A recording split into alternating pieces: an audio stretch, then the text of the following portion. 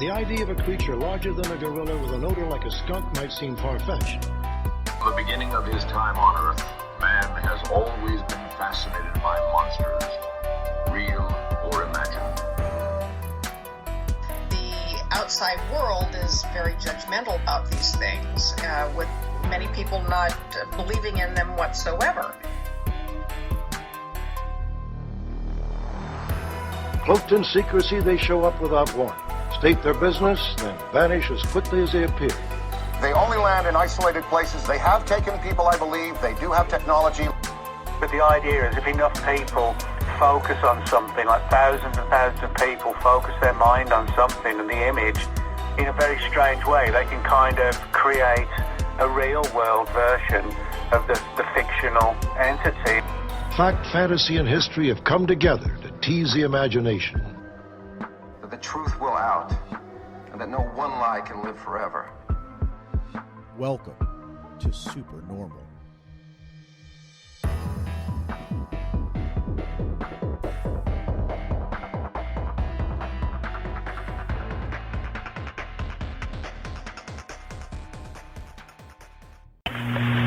We got someone or something crawling around out here. Did you see what it was? Was it a person or an animal or? I can't tell. All I know is that my sensor light came on and I just happened to glimpse and see this thing running across the yard. A good-sized man or something. It looks like a man. I don't know what it was, just that it ran across the yard. Okay. You've had problems in the neighborhood before? Yeah, my dog was killed here just recently. Jesus Christ, you better... Sure. Dio! Hello? Get somebody out here. What's going on now, sir? That son of a bitch is about 6'9", I don't know. Do you see him now, sir? Yes, I'm looking right at him. Uh-oh. Okay, hang on. He's right... Is he in your yard, sir? Yeah, God, he's big. Okay, what's he doing in your yard? He's looking at me. Okay. You're listening to Sasquatch Experience, the podcast. The classic Bigfoot podcast has returned with Sean Forker and Henry May. The show starts now.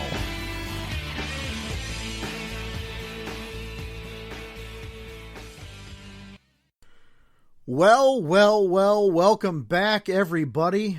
I'm a familiar voice, Sean, the Fork Chop Forker, here as we bring you SuperNRML, SuperNRML, Season 2 premiere and our spin-off, Sasquatch Experience. Sasquatch Experience has been around for a very long time, and it's going to be my privilege tonight to introduce our co-hosts, our special host team for this evening, as we're going to dive in and talk about where we've been, what we've been up to, and some Sasquatchy topics, guys. So one at a time, I'll introduce you, and we'll get this ball rolling. Boy, that was a tongue twister for some reason. And our first up to bat, probably my longest running co-host in the history of Forker Media, my good friend, your friend, the walking encyclopedia of Sasquatchery himself, Mr. Henry May. Henry, how you doing, buddy? I'm doing very well, and I'm very excited to be back. 10 years, my friend. Really cool. 10 years since we've done a show together. Yeah. Can you believe that? Unbelievable. 10 years ago, I was still a kid.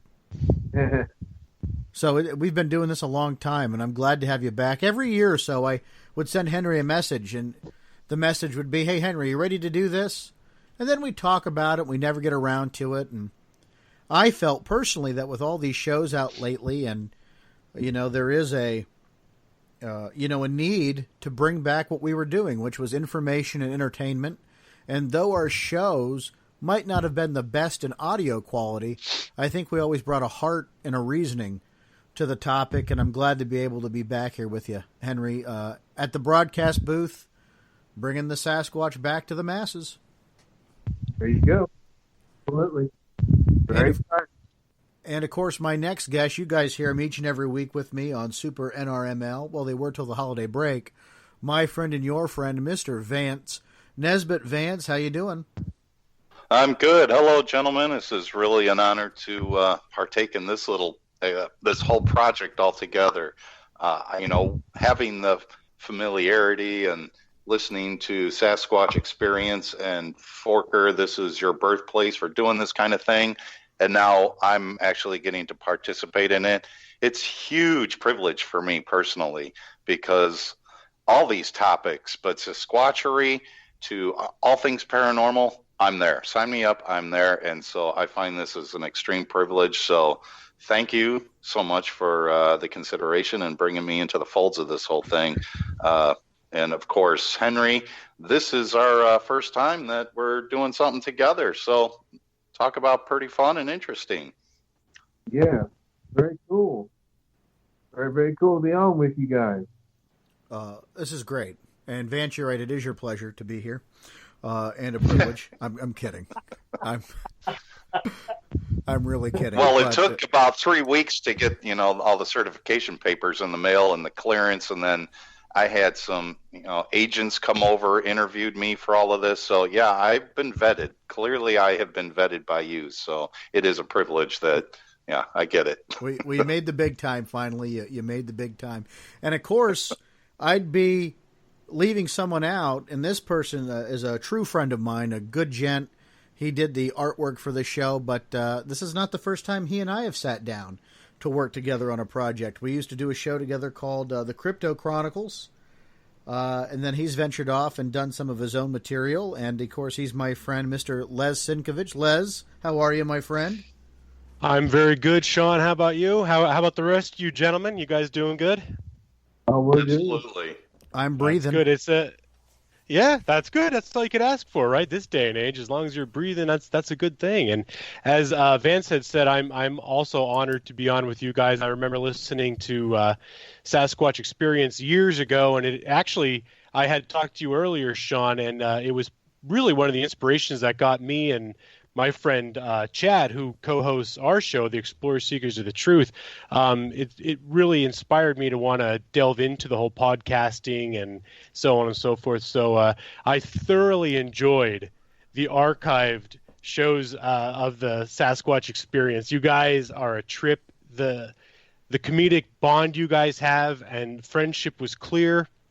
And what I loved most about it was not only did you guys provide good content, your guests were phenomenal, and like I said before, your commentary between each other, you guys, you were great. And there are a lot of great shows out there now, don't get me wrong, but you guys always had a special place in my heart. I love the show, and I'm so glad that you guys are back. Well, we appreciate it. Well, if it's a special place in your heart, don't blame any heart attacks on us, okay? No. I'll make sure I sign that off in the waivers. Okay, thank you.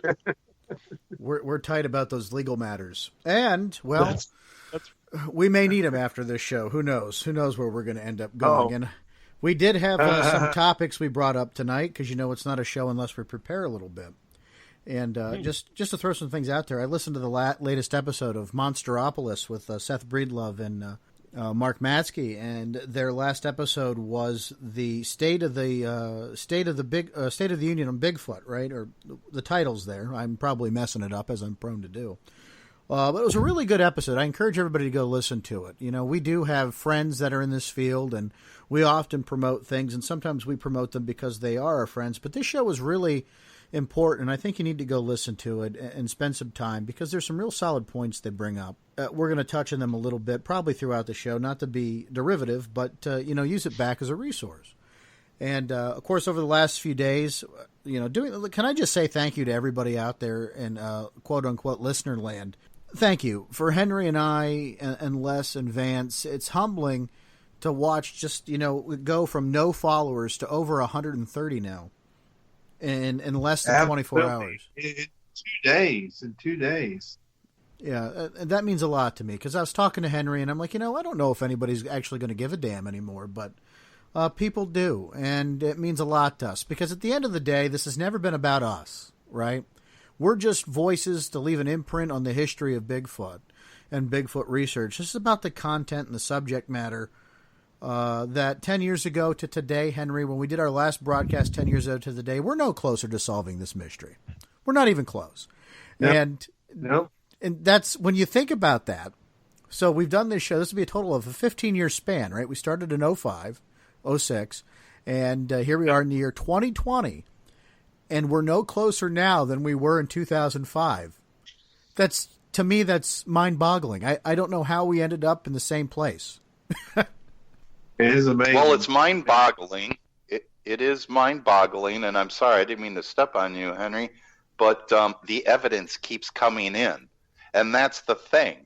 It's not like this whole discussion is about one event that happened a long time ago and it's just not solved. No, the evidence just keeps rolling on in, and yet we're no closer to an answer. That's what the phenomenal part is, in my opinion, anyway. Mm-hmm. I don't know if you could even say the evidence is rolling in, though. It's just repeat. Hair samples, which are few and far between, footprint castings, and we got our experts on those. But since Patterson film, Freeman footage, what's been the latest best piece of video evidence or photographic evidence of Bigfoot? Newsflash, there hasn't been. Technology has gotten better.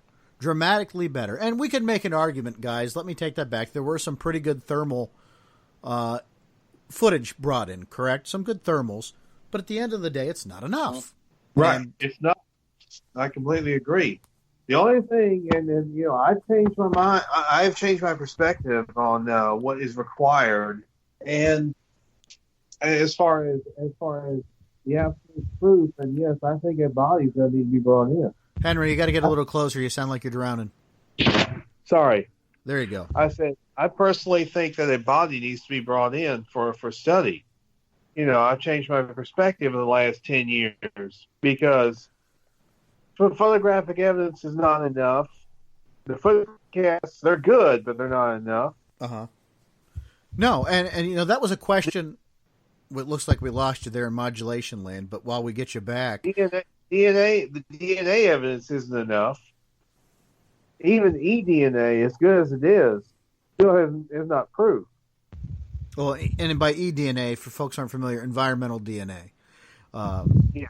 And that's a relatively newer field that is becoming, we could say, I really haven't seen it until Expedition Bigfoot. I did catch an episode of that where they were talking about using eDNA to, try to get some more data from that. But so my question for you, besides who was our inspiration for all this, and we can get into that in just a few moments, was, you know, out of all of us here, Henry, you and I'll go first, and we'll bring Vance and Les into the conversation. You kind of answered it. You know, in 15 years, how has our viewpoint changed, and how's our perspectives changed on all this? And I can tell you, I feel personally, I've gotten a lot more skeptical on claims and sightings and encounters than I ever used to be. And part of that is twofold. I think over 20 plus years I've investigated, you can start getting patterns in the sighting reports where you can start telling BS from the real deal. You can interview people and just tell by body language the real content and the, BS. Not that I think anybody... I change it. There are people out there that do this because they're bored and they need a hobby. But for those people that are out there and sincere and have actual encounters, you can tell the difference. And you can see it in their eyes, hear it in their voice. There's almost this intangible, bond and feeling you get from them. As an experiencer myself now, right? In 15 years, I've had now maybe 3 experiences that I can recall and count on that have changed my perspective from thinking about the possibility of this animal existing to knowing, and that's a dangerous word, right? Knowing it exists to, changing that mind frame. Okay, well, now that I've had some personal validation, how the hell do I prove this? And the evidence that we have isn't good enough. And I'm taking it upon myself to train myself to get better at evidence collection. And using all these data points we've collected, 20, 30 plus years of sighting reports here in Pennsylvania alone that I can recall, how do we look at the data? How do we deploy? And it's really what I found interesting about Expedition Bigfoot, and Les, you can vouch for this because you're a part of it. Keystone Bigfoot Project here in Pennsylvania, a big part of our work was gathering the information and plotting it out to look at data trends where we can deploy more efficiently and effectively. Mm-hmm. And, I applaud Expedition Bigfoot for getting that, rolling very much so on a more professional scale than we ever did. But I think we were able to plot it on Google Earth, but we still weren't able to dive deep and get, things like moon cycles, seasons, time of year in a collective, cohesive way where we could click a button and it would show up. Right. Ours was more the old analog way of tracking with pen and paper. We didn't have all the technology to back us. But no, you're right in the sense that we did kind of collect that data to try and, for lack of better terms, triangulate areas that would might be hot spots or hotbeds of activity. And it did work out at that one location we were at. What is it, Catawissa or that area? Yeah, absolutely. Yeah, and I mean, that was, we're going to talk about, actually, Friday night I'm going to be on Arcane Radio, another one of my old programs, with Lon Strickler, and I'm going to talk about Catawissa, Les, a little bit, because that was probably, of the last few years, that was one of the more credible places I think we've investigated. Mm-hmm. And you got a witness in that situation, guys, who was a former Marine. He's an MMA coach, and he woke up one morning to go out and do some hunting and saw something standing next to a hay bale in his field, and the hay bale was 6 feet tall. This thing was about 2 feet taller than it, and it scared the crap out of him. Wow. Yeah, anything that big would scare the crap out of me, too. Absolutely. I'm only 5 feet tall to begin with. Right.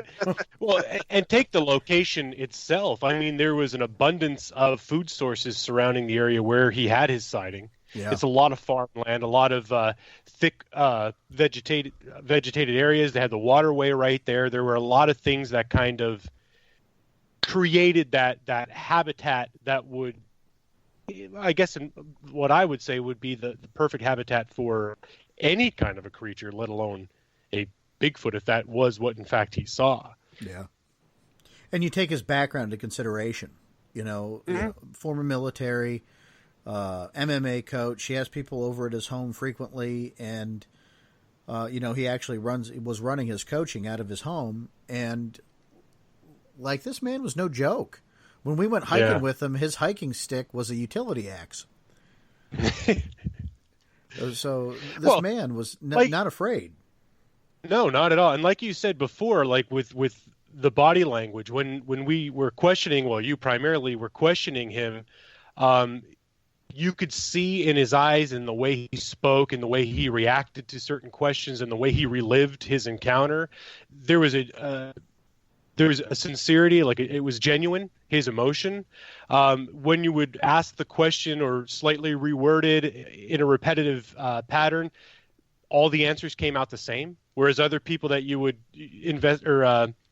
interview, they'd be like, "Oh, well, their story would change, their answers would change. They lack consistency." His was on point throughout everything, and there was a lot of credible things throughout that interview that I thought could point to him being sincere in that he saw something, whether or not it was a Bigfoot or a Sasquatch that he claimed it was.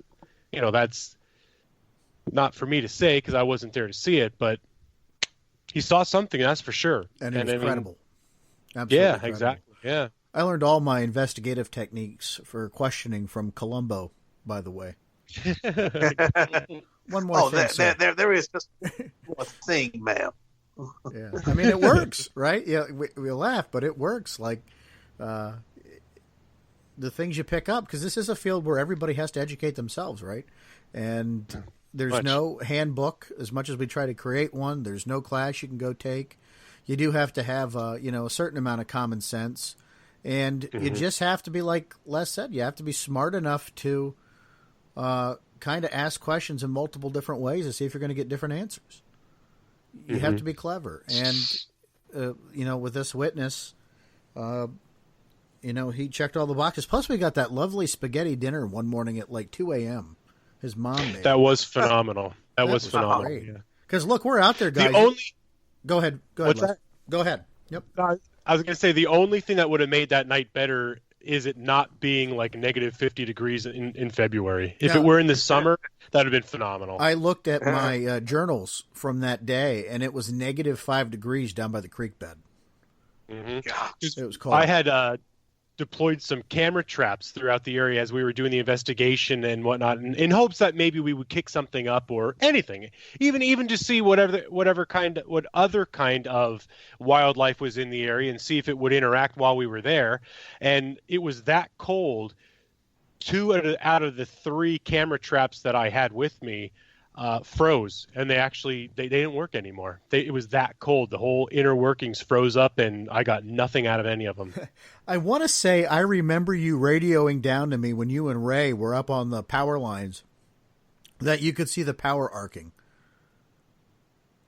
That wasn't me. Or Ray could see the power arcing off the power lines. That's how intense this was up in that place.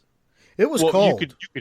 You could definitely hear. You could hear the hum. An audible. Yeah, I mean it was the major hum, and every now and again you hear that little crack, something was going on. I was like, I don't think I want to be up here anymore. You guys weren't up there long. I'll tell you that. It was cold, but it was worth it because we did have that interesting experience with that, whatever it was, that shadowy mass that kept lurking around the back end of the creek bed. And the loud, and I don't know if you were with us this one particular night, something large was thrown through the air and hit the guardrail up on that high highway road above them. Yeah, I wasn't there for that one. Oh, no. That was loud. That actually made my butt pucker. That was so... It was frightening. It really was. I was like, where the heck did that come from? And I almost ran out of there. And that was a pretty far run to the house, and I was fat then, so it would have taken me... I was vulnerable. I could have been taken. But, to get back to the point I was trying to make, it's those instances and situations that change perspective. And we can go out and interview as many witnesses as we want and gather that data, but it still doesn't provide us with evidence. And evidence is something we sorely need, and we just haven't gotten the caliber of evidence that I've expected us to have in 15 years. And we've got some really good groups out there right now. We got the North American Wood Ape Conservancy. We've got the Olympic Project. I can't say enough about those guys out there. There's some really good stuff going on. And, it makes me a little jealous. If we could get our shit together here on the East Coast, we could get some really good research done. We really could. And because it's here. I mean, and I can speak for Pennsylvania, Les, you can because we live here. The habitat's suitable. The stories are copious, and there's no slowing down of the reports because they're still coming in. And they're coming in from parts of the state that in the past we never had because people finally realize somebody's listening and they're going to take them seriously, incredibly. Right. And I think that's one thing we can be proud of over those last 15 years is that culture we've helped cultivate. Mm-hmm. It's funny Sean, go ahead, Ben. Sorry. That's all I meant, Sean, is that the evidence keeps coming in. Maybe evidence wasn't the right word, but at least these reports are still coming in, and yet we're no closer to coming to a conclusion. But, I want to hear your point, Les. Oh, no, all I was going to say is to what Sean had said, is people are becoming less embarrassed to come forward or have less fear of ridicule. I've had since I kind of put myself out there as I guess unwillingly, other people just word of mouth said, oh, he's the Bigfoot guy, so I kind of get pegged as that, so more and more people in my local area have approached me and they're like, hey, that whole Bigfoot thing, are you serious about that or is that just a joke? I'm like, well, it's something that I've always had a passion for or an interest in, the unknown, mysterious creatures, And I said, so, I mean, I would love to think that this does, in fact, exist. And, they're like, all right, well, I kind of had this happen or I saw this or I know somebody who saw that. And I was shocked at the amount of sightings, not only local to me, but on the east coast of Pennsylvania, because typically it was always on the Allegheny side, on the western side of the state, but there's a lot more around here than I think people even realize, reports-wise. Well, and that gets to the point, Les, because back then predominantly the Pennsylvania Bigfoot Society was all West Coast people with a sprinkling of folks on the East Coast, I should say western part of the state to the eastern part of the state. And when I joined in early 2000s, I was one of myself, Joe Biello, Pat and Earl Dundor. That was like it for north, central, and eastern Pennsylvania. There wasn't a whole lot of folks exploring out that way. And then through the years, yourself and Matt Arner and other individuals joined up, Dustin, Ray, Rich. And then the more we talk to people, the more comfortable it got. And we have to be thankful for shows like Finding Bigfoot. As much as a pain some researchers feel they are, and yes, it's drama, it made the show legitimate. It made the topic legitimate again in pop culture and, really stirred the pot and brought it back to a mainstream type feel. You're not looked at so much like a freak anymore when you tell people what you do and why you're out someplace. They look at you and they ask questions. And yeah, you still get the obligatory dumbass question. Oh, is there more than one? Well, no, there's not. Pull the bottom lip over your head and swallow, pal. Okay? That's funny. Wow, listen to you. You get that dumb question. You get the dumb questions, but a lot of times people are genuinely curious. And then you might even get that person that says, hey, my pap, God rest his soul, passed away a few years back, and he was always kind of poking fun at me that I was into this. And then we were taking a trip through Clearfield out to Ohio, right there on Interstate 80. And Clearfield's near and dear to my heart, Clearfield County. Mm-hmm. And I was telling my pap my experience that I had out there because, I don't think he ever really heard it. It was on the last road trip we ever took together, too, by the way. And he said, Sunshine, he goes, I've always poked fun at you about this and busted your balls, but, back we used to fish at a place called Rose Valley Lake here in Lycoming County. One night as he was walking back to his vehicle, he saw something large run past him through the lantern light. And it kind of freaked him out because he distinctly remembers it running on two legs, not four legs. Mm-hmm. And, finally, after, all those years, he finally had the courage to, say something to me about it and kind of gave it a little bit more, emphasis as, getting some answers and to find out what's going on. There's a part of this field for everybody. The active investigator, the researcher, the armchair person.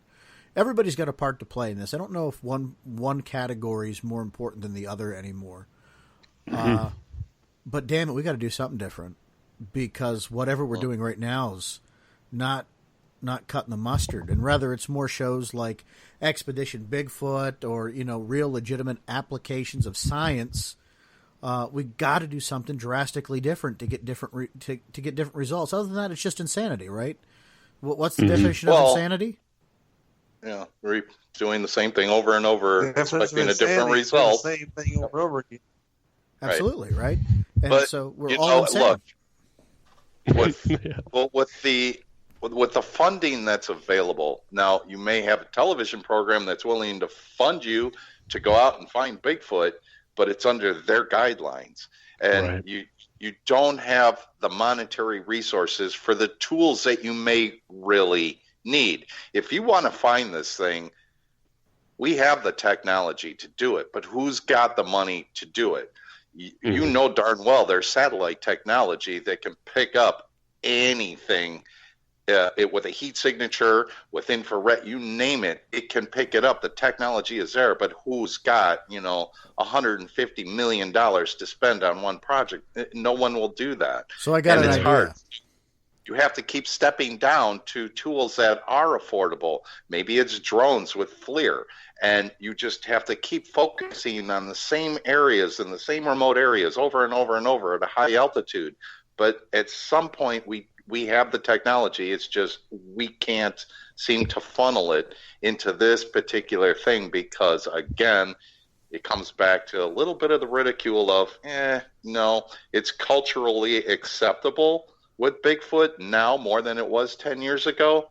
But on the scientific end, I just don't see that money being resourced for what we do have the technology for. As we're sitting here, I came up with an idea for a new TV show.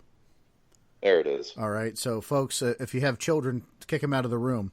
It's called, because, money's an option. It's called hooking for Bigfoot. There you go. And we're going to go out. This is for HBO. We'll go out and sell ourselves to make a little extra money. Yeah. Henry and I can charge per pound. And we'll call it Sasso. Yeah. We're going to call it hooking for Bigfoot. Hooking for Bigfoot. And that's going to be how we fund these moving forward. Because, you make a valid point, Vance. It's money, right? The fact of the matter is none of us are independently wealthy, or to the fact that we have that extra money we just want to shell out to look for a big giant ape that may or may not exist to mainstream science, right? Science has pretty much said, yeah, we'll look at this, but we don't care. We're not going to look at this, I'm sorry, because it's really the chances of it being real are completely bunk. Again, you go back and listen to that latest episode of Monsteropolis. Mark is far more eloquent than I am on that particular subject.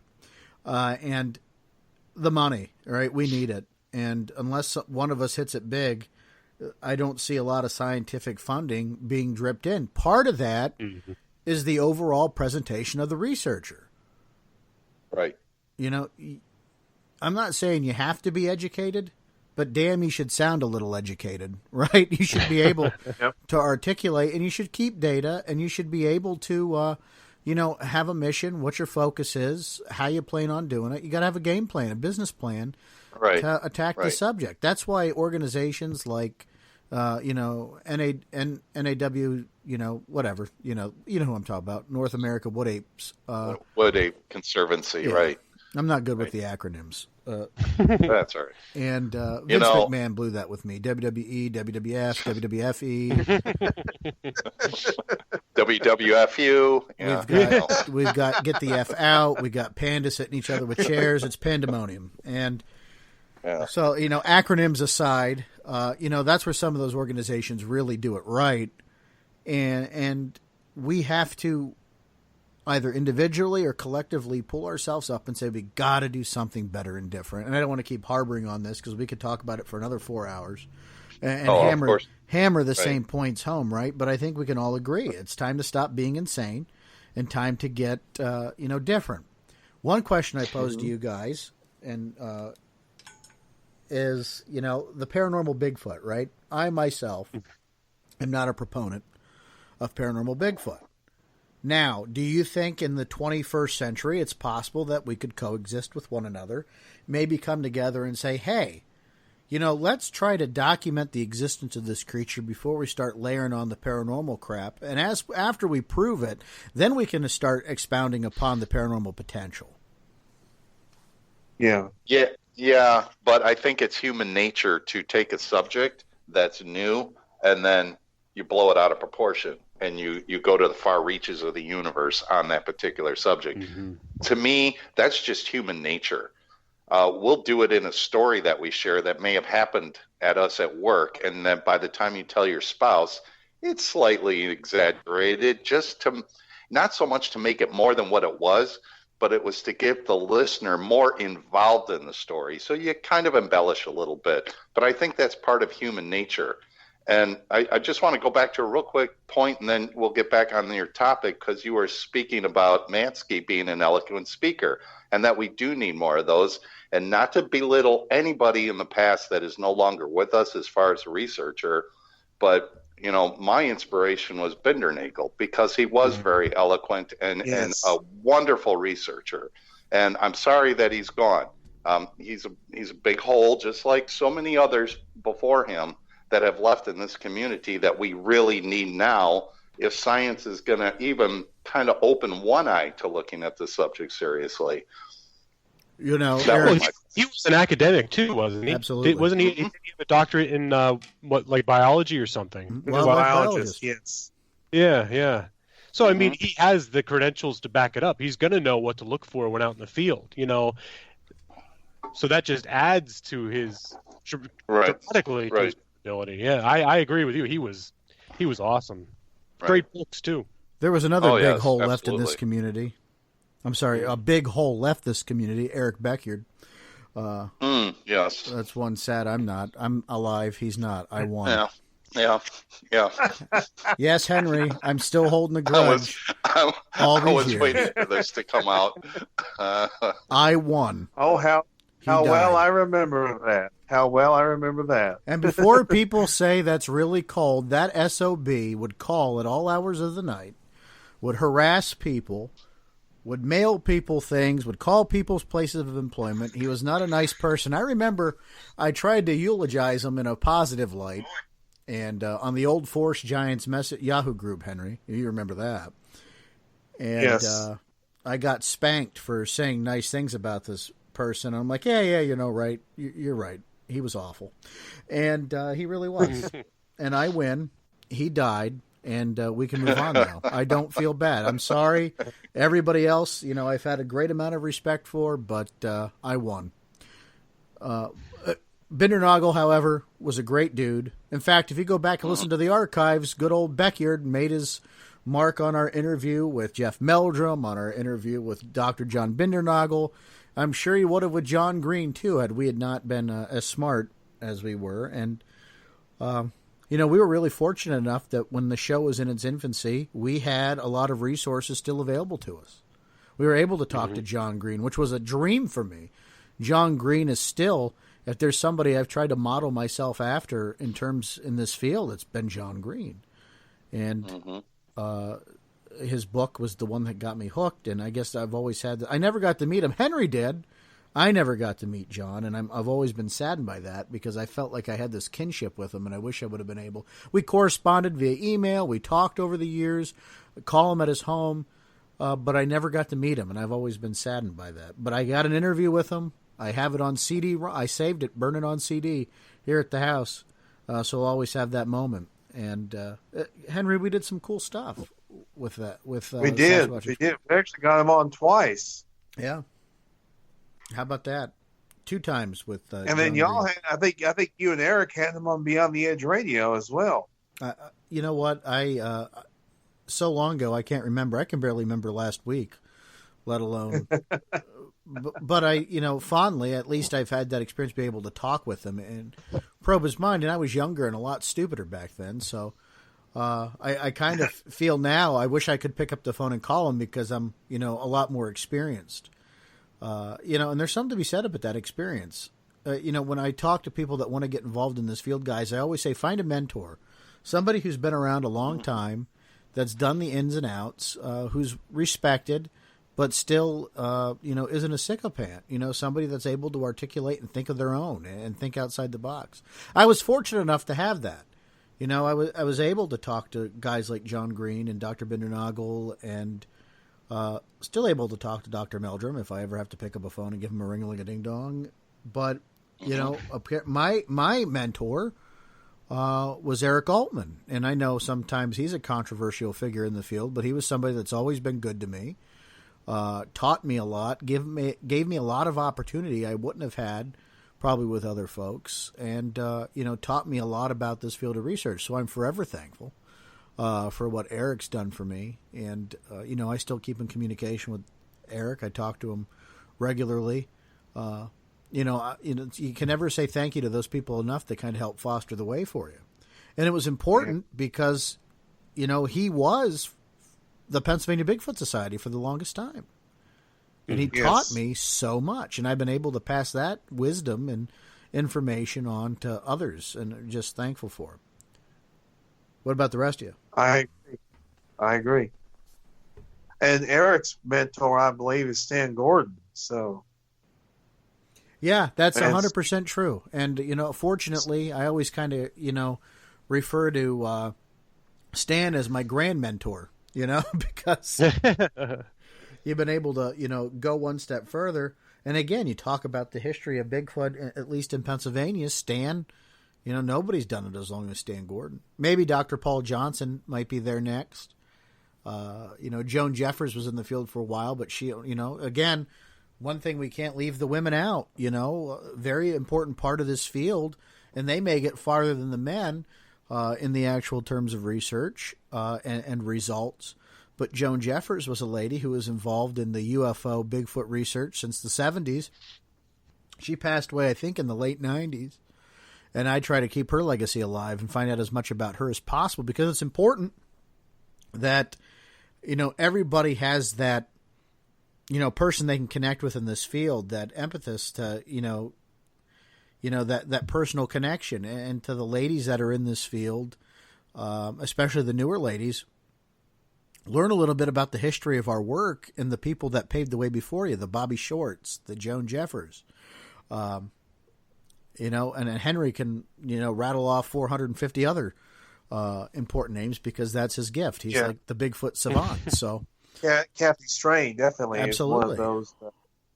And today you look at Shelley Montana, Amy Boo, those phenomenal female investigators that, there's really a place for younger women to get into cryptozoology, to, reach out and contact and get some sort of mentoringship with these great, phenomenal research. I do it myself. I don't let sex be a barrier for me in terms of who I'm reaching out with. Like, I want to know and learn as much as I can.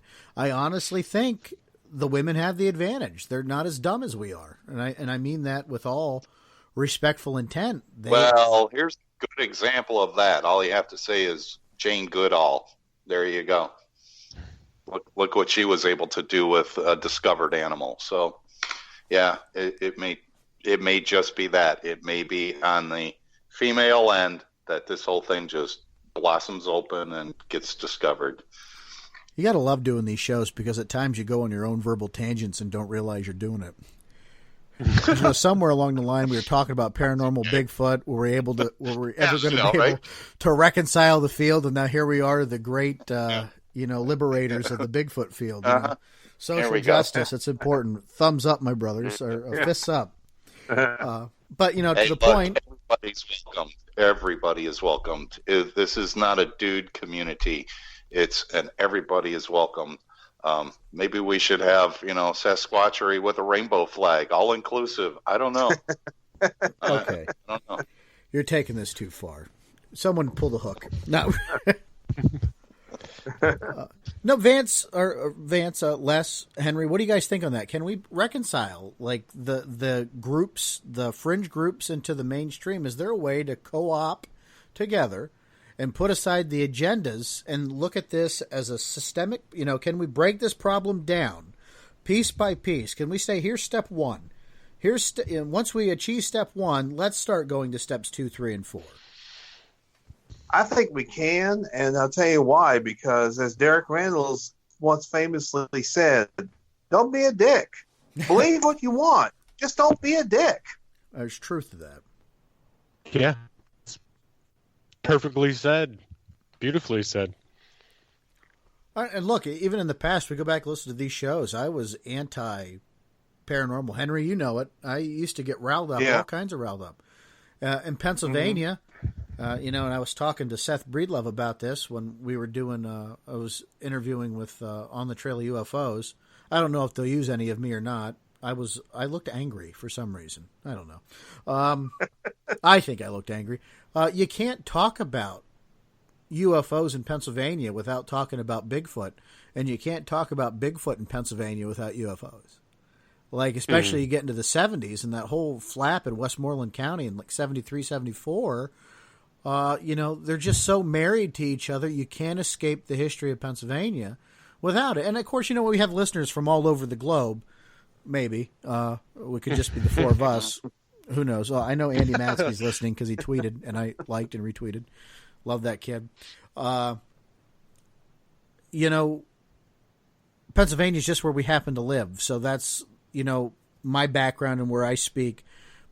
But I'm sure similarly you could find these in your own states, provinces, countries, where there's these flaps that line up. And there are cases, and I used to get so bent out of shape about it. There are cases that just don't have an explanation. Footprints that just stop. Mm-hmm. Where do they go? Right? The footprints just stop and they end. Stan's told me several stories about that. The old lady that opens up her door and shoots the Bigfoot and it explodes into light. Right. That's not normal animal behavior. but they're being Well, I mean, reported. there's been times that I've been hiking through the woods, especially during winter, where the tracks are very visible, and I've seen deer track and other animal tracks and stuff where you'd be following them along, and all of a sudden they just stop, and it's like, where the hell do they go? Where's it at? You know? So I mean, there's oddities out there. Would I say they're jumping through parallel portals or universes or whatnot? I don't know if I'd really want to muddy one mythology with another, or one mystery with another. You know, like we were saying about the paranormal. Believe in what you want. I don't care. You know, everybody's entitled to their opinion and their beliefs, but me personally, I try not to muddy those waters, because in my opinion, I think whatever this Bigfoot might be, if it does in fact exist, I'm on the flesh and blood team. You know, that it is a living, viable creature, not a spirit or ghost or whatever you want to call it. But point is, I've seen tracks of known creatures that just went for several feet, miles, yards, you know, and then all of a sudden the trackway ended, and where did it go? I have no idea. So, I mean, it's not like it's only Bigfoot tracks that stop in, you know, the middle of a field and disappear without a trace. That's a good point. No. I think it adds Very some true. question as to where the hell do they go? That is the question. Mm-hmm. A Thunderbird. Thunderbird took them away. Because there you go. my footprints always show up. I can. You'd have to be a really big bird to lift me up into the sky. That's all I'm saying. It'd be like Big Bird on steroids. Hi, Sean. Wow, that was pretty well done. Good for you. Yeah. And I scream loud too, let me tell you. So if they don't see it, which could you imagine this fat kid getting lifted up out of the ground by a big yellow bird? Oh my God. And the sounds would be so unnatural. People would probably think they were a Bigfoot getting murderized out there. But the sounds from the birds struggling to lift you, or the sounds you'd be making? Column A, column B, you know, it happens. Stupid birds. There we go. Yeah. Hey, look, you know, there's nothing to say that clearly there's things in this universe that are not discovered yet. And when the correlation, and I argue with myself over this point, when the correlation comes in that, no, Bigfoot's a paranormal creature and it has cloaking abilities, and then you get the other side where, no, it's flesh and blood. Flesh and butt. Why is it? Why is that? Why could you not have a paranormal creature and a Bigfoot? One nothing to do with the other. You're just talking two separate entities that stand 8 feet tall, may look similar. Who's to say? You get your UFO crowd gathered, and you have the whatever, Scandinavian aliens, whatever you want to call it, the Nordics.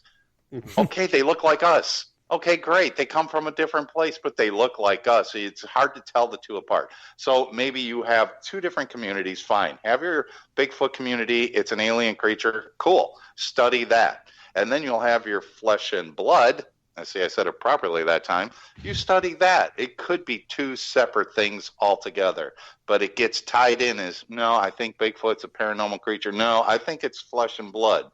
Well, it could very well be two separate things altogether, and let's just start with one and study the living daylights out of it until you have something tangible.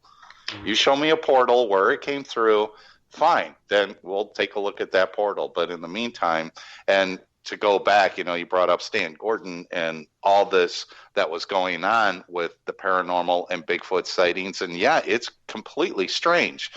But if it wasn't for Stan Gordon to crack that egg open, this whole topic may not have blossomed the way that it has. So kudos to him for, sticking as many years into this and the research and his publicizing of it, writing about it and doing television and coming across, again, like the word you said, eloquently. He did a fantastic job. And all he's doing is reporting as to what he received. He's not making his own analogy. He's just reporting what comes to him. And that's another big important thing for me. Just tell the story as it was told to you. And to me, that's very credible. Yeah, he has a really good journalistic approach. where he's kind of like unbiased and stands back from it and just gives the facts or reported facts. Do you remember the dinner we had with Stan, Les, and Cabela's in West Virginia? I do, yes. Yes, he's awesome. You hit him with so you're the UFO Bigfoot guy. You remember that? And he's like, well...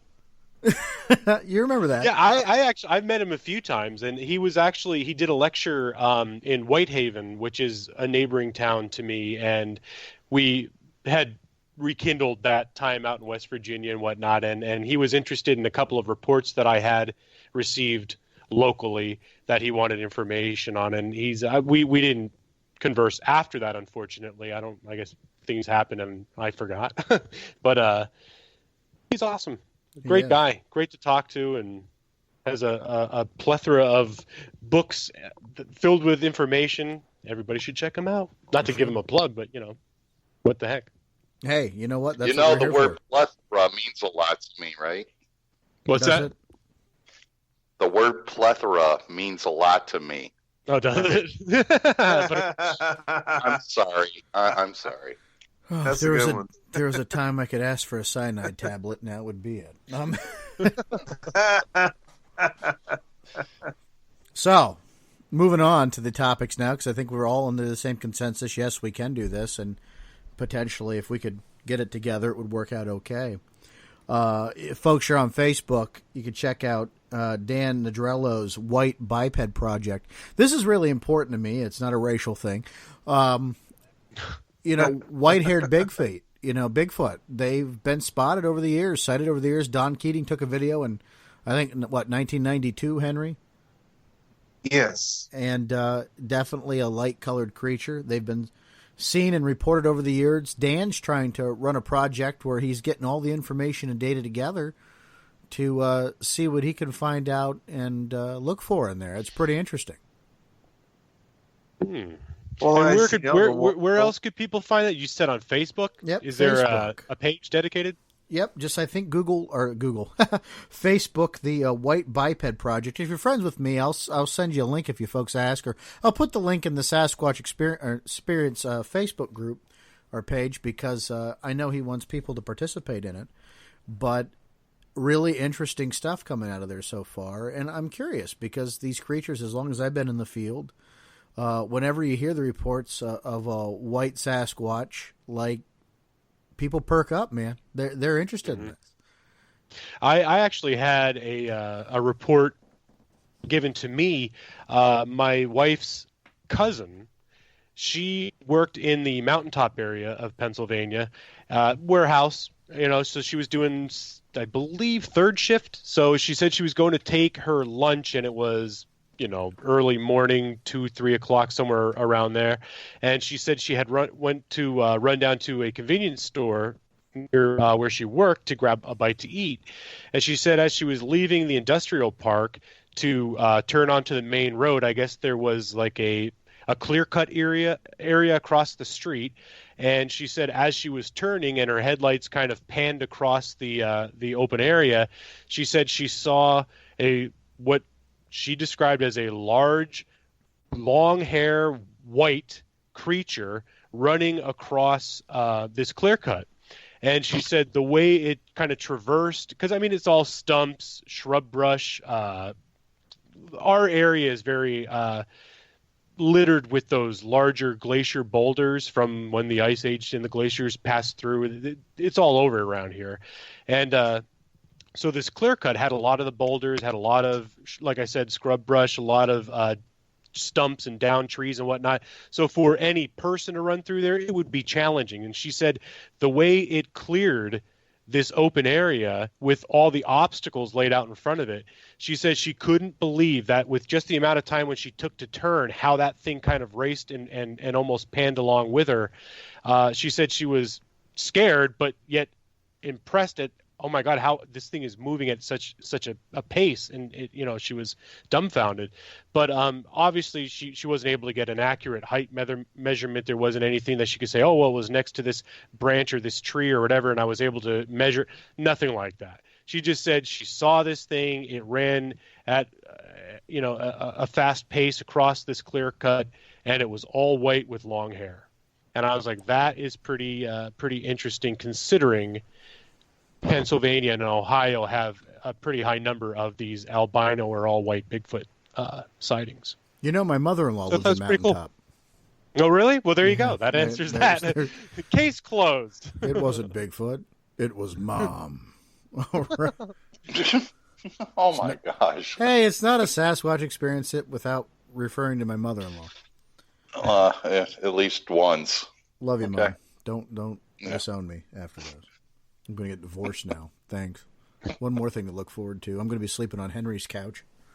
Never been to Mississippi, so there's always a time and a place. Yeah, not everybody said where they're from on the show. How about that? Yeah. Well, I'm from Mississippi, so. Vance, you're the only one who's John new and I here. are Pennsylvania. I'm the new guy. Yeah. Well, I'm just saying. Well, that's why, because I'm the new guy. I'm like, so where's everybody from? Poor Vance. I abuse the hell out of Vance on a daily basis.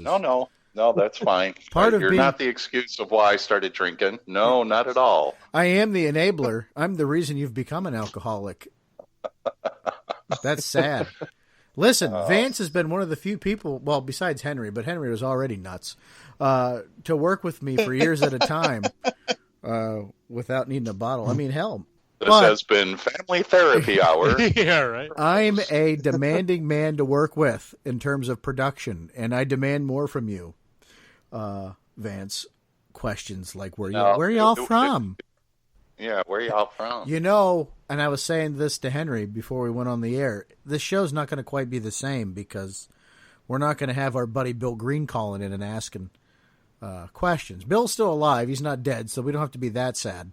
But he's not able to contact us like we used to. But, Henry, that one question that we always got from Bill was a conversation starter.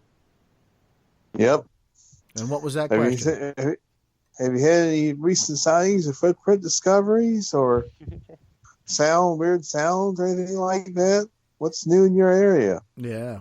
I miss Bill, and hopefully I'm going to go back and get the recordings and pull a Bill Green out there and just use it as a playback sound every so often.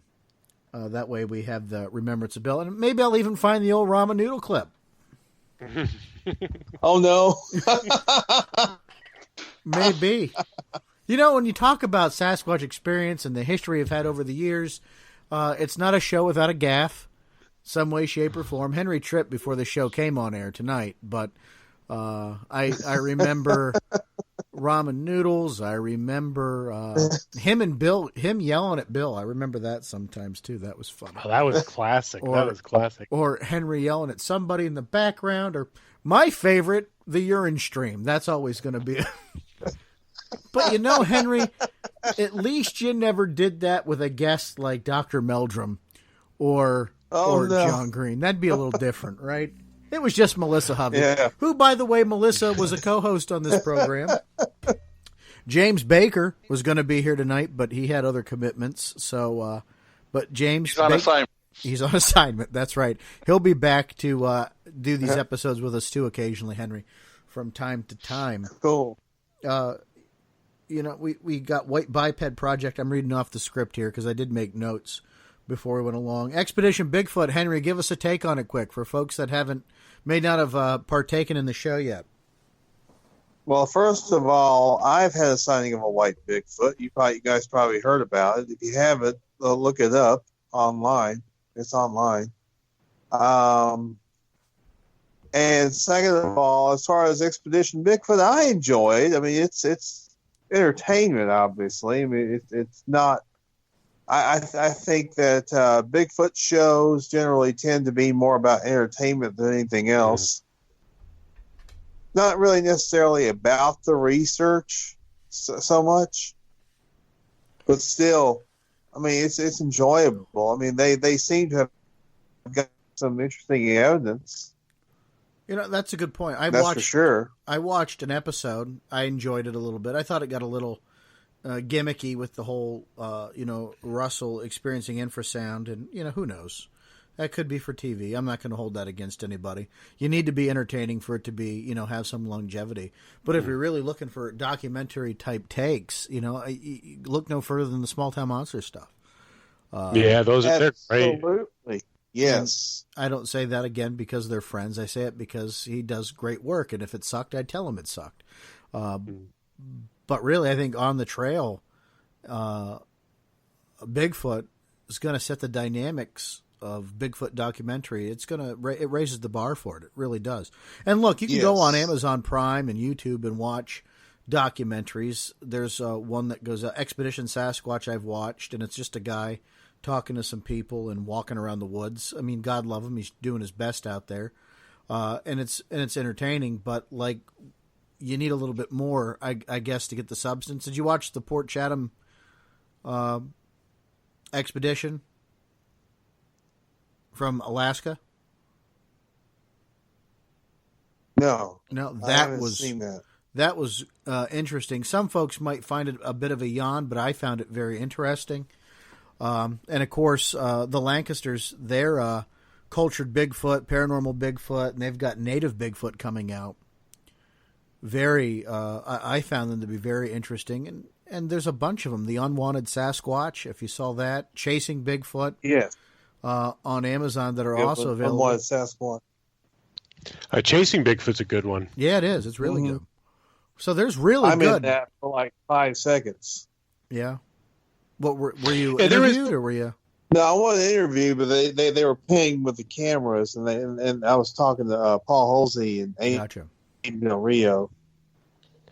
Wasn't that's when you were at the Ohio Bigfoot conference, right, Henry? Yes, that's correct. correct. Yeah, I remember seeing the footage. Yeah, Henry's been to all the conferences, man. He's the traveler. I see him sprinkled in a lot of things.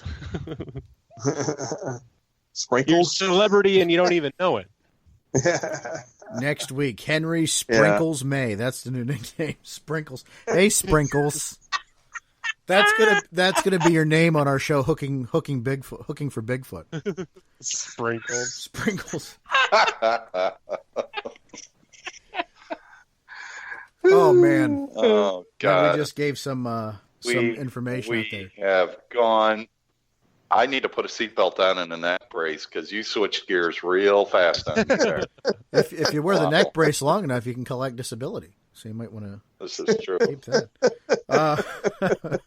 If this show has offended you, you might be entitled to compensation. If this show's offended you, I really don't care. I try to warn everybody when they listen. You don't know where they're going. The Facebook group I want to keep family friendly. The show, it's on your own, okay?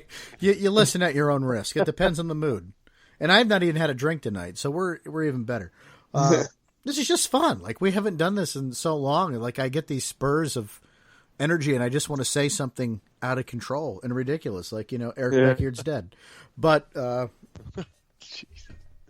never going to feel bad about that. I won. And, back to the documentaries. Yes, I kickstart every Small Town Monsters project I can because I believe in it, because they do great work. And if you don't, you're just dumb. You need to send your money, all your money, not just the donation pledge. Just take everything in your bank account and send it to Seth Breedlove so they can make more films. I have nothing to do with, I just show up occasionally and sell DVDs at conferences. But I just believe in, I believe in what they do because there's passion there. And that passion's contagious. And if we can all show a little bit more passion in this field than what we do and find some way to release that back into the community, damn it, that's what it's all about. I think why I wanted to do Sasquatch Experience again was because of Seth and Mark and Les and people that, over the years that Sasquatch Experience was important to them, and though I can go back and be embarrassed by the quality of the show. Les, I think you put it out there. For the time, or at the time, it was great. I mean, Blog Talk was the bee's knees back then. So, I mean, you can't hold that against you. No, the content was still good. Yeah, and I'll never be happy with the quality of show. And Vance will tell you, just, again, it's a passion point to the listeners. As soon as we record a show and I hear it, Vance's phone blows up. And I know Vance is ready to throw it into the garbage can because he knows I'm going to critique every part of it. I want a good product for us. And that's why, I look for like passion in the people I research with and the people I, fellowship with in this field, because we care. So many people in this field have come and gone. Mm-hmm. Right? And either through means of just getting frustrated and giving up, or, untimely, we owe it to the people that have been in this field and that have spent the time, that have either passed away or keep, or still going on with it, that have been in this field a long time, to keep going and to be respectful and to be passionate about this research. We owe it to them. They've paved the way for us. We need to keep it going. And we're only going to do that by infusing new blood. And it should be new, fresh perspectives, because we don't want a bunch of inbred Bigfooters running around. and I mean that in a, I guess, belief kind of way. We want people to be smarter and disciplined to get better results. You should always leave a better generation after you. I firmly believe that.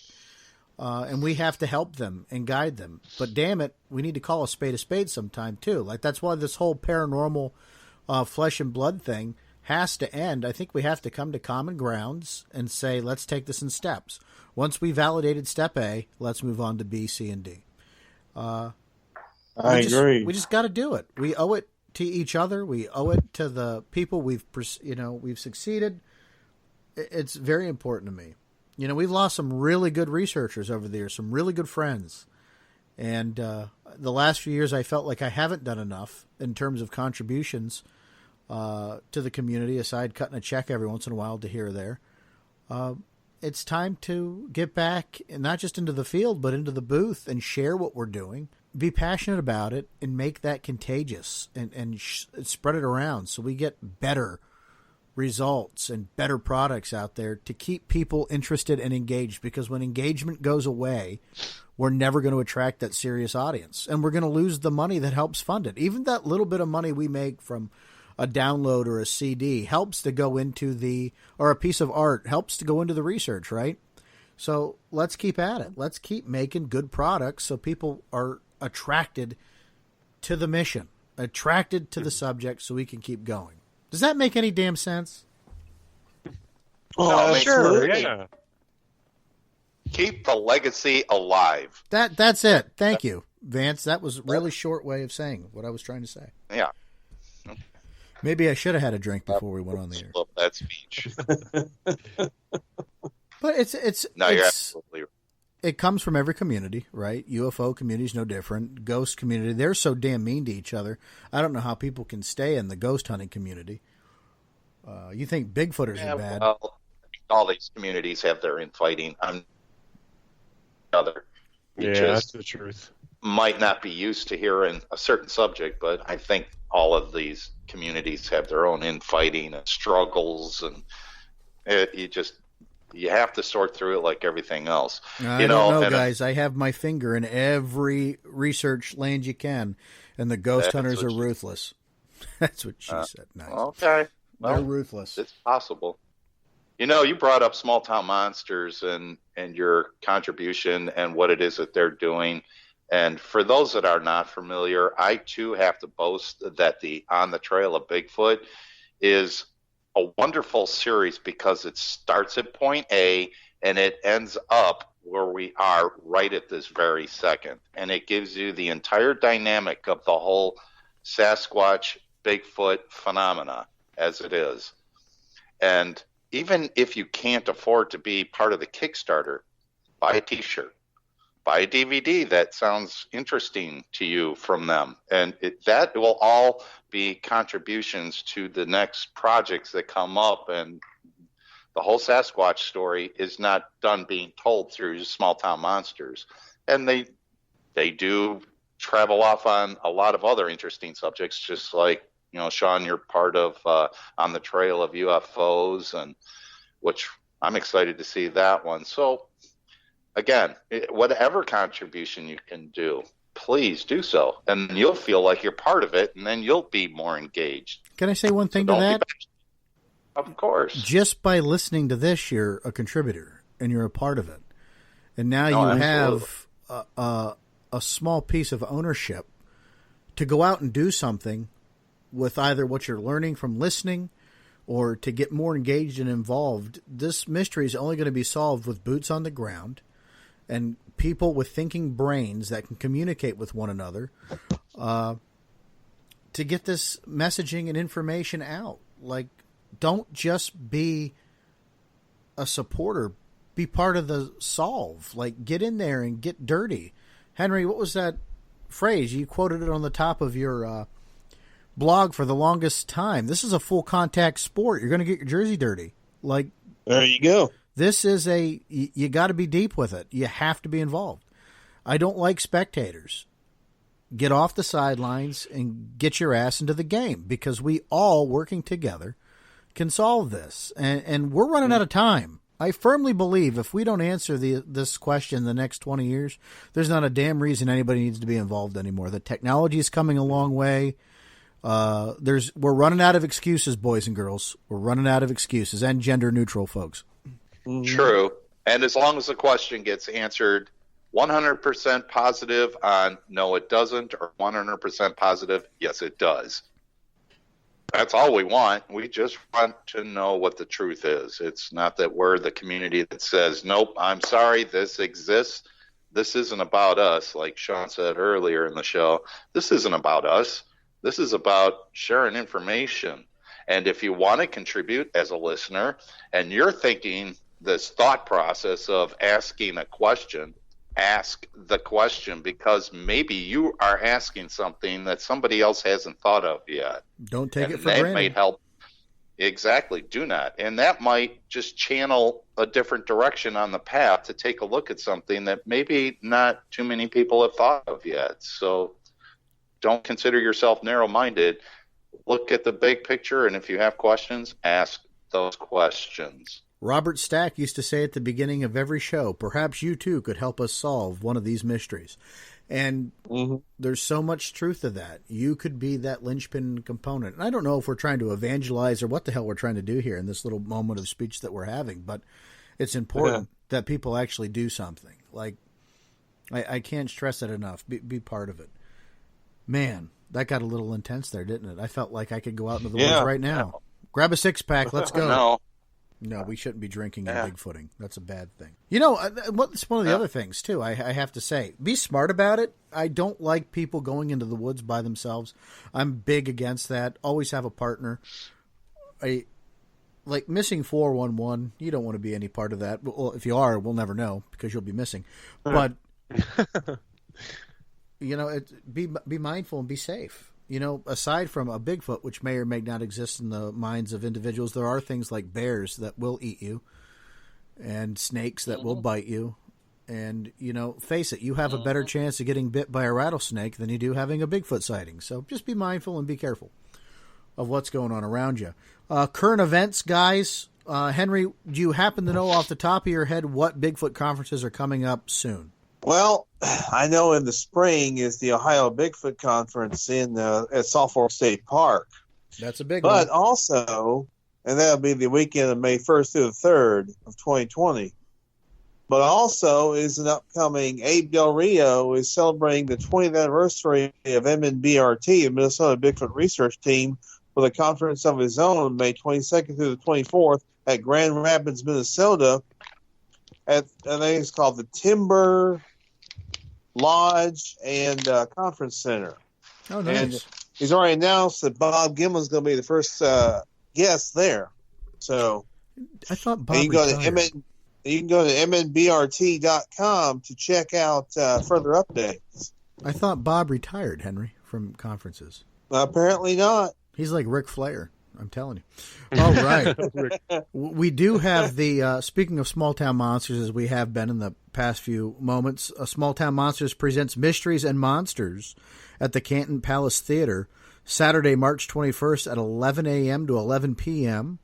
I know Lyle Blackburn, Shannon LeGros is going to be there. They're going to show the Minerva Monster because it's the 5 years of Small Town Monsters. I can't believe it's been 5 years already.